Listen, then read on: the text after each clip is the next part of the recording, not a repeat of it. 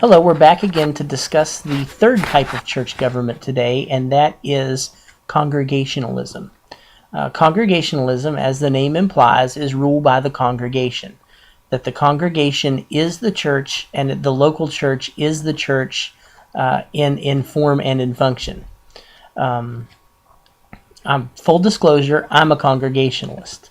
I believe in this form of church government. I think it's the best of the three, but that is my opinion. Any of the three can work well, but I think Congregationalism has more strengths than weaknesses.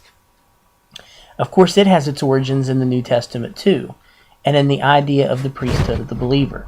So of the three forms of church government, Episcopal, Presbyterian, and Congregational, the Episcopal has the weakest biblical foundation. I think the Presbyterian is slightly the strongest, but the Congregational is right on its heels. So we do see Congregationalism in the Bible, and mainly through the idea of priesthood of the believer. We don't see, like Presbyterianism, it disappears after the church becomes basically Gentile. And so then we don't see Congregationalism again until the Reformation. But Congregationalism grows out of the Swiss Brethren, the Anabaptist movement that broke away from Ulrich Zwingli over the ideas of priesthood of the believer, church and state separation, and believer's baptism, which tend to all work hand in hand within the congregational structure. Congregationalism was picked up by the Anabaptists, specifically the Mennonites. Some Puritan groups picked it up as well. They became the Congregationalists of England and New England. Baptists made it a main part of their ecclesiology. So in that transition period from the 16th to the 17th centuries, we had several groups becoming congregational in their church government. We had, first of all, the Anabaptists, Swiss Brethren to the Mennonites. Then we had the Puritans, some Puritans rather, that became Congregationalists.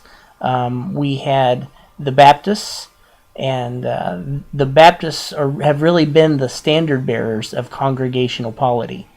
It is today practiced by most Baptist-like bodies. That includes Baptist churches and churches that are non-denominational but lean toward the Baptists.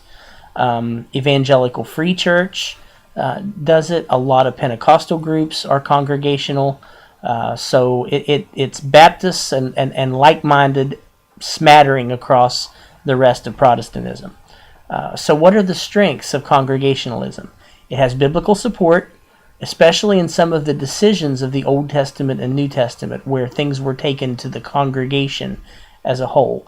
And it takes seriously the priesthood of the believer. Now, I want to pause for a moment and look at this idea of the priesthood of the believer. Where does that come from?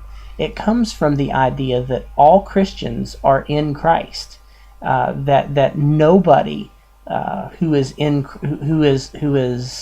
a believer is somehow excluded from Christ or not quite as much a part of Christ as others. So all Christians are equal in that sense.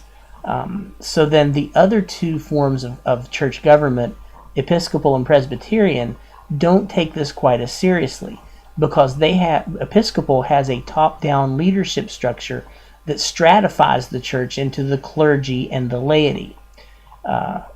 The real priests of an Episcopal structure are the clergy. And then when you have a Presbyterian system, you have elders and non-elders. And so then the real priests then become the elders, and the non-elders are not quite on the same level. So there's still a stratified structure. But with a true congregational system, the congregation may elect leaders out of its own congregation, but from the least to the greatest, everyone is fully part of Christ and is fully part of the priesthood of believers. So it takes the idea of the priesthood of the believer seriously. Weaknesses. it may produce a case of gridlock, because now you don't just have a handful of elders who may dissent, you may have an entire half of a congregation. Another drawback to Congregationalism is the idea of many churches do not have all of their members to be truly regenerate. If people can be baptized and not be saved, and therefore churches who are congregational in nature have people in them that are not saved, they are not truly regenerate. In an Episcopal or Presbyterian structure, that's not a horrible thing, because they're excluded from leadership anyway. It's always the regenerate, or in theory it's always the regenerate, who become leaders within the Episcopal or the Presbyterian structure. But with Congregationalism, where everybody has a pretty much an equal access to leadership, to have someone who is unregenerate being in leadership is a scary thing.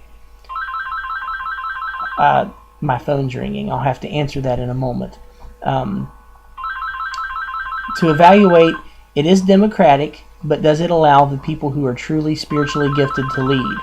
And it works great in a regenerate church membership structure, but what if the congregation is unsaved? And we see this in America. It is a big deal here that so many American Christians or American church members are just not saved, and that is a problem. So that's Congregationalism: strengths, weaknesses, and evaluation. We're going to move on now to marks of the church in our next video. So hang on, we'll be back in just a few minutes. Bye.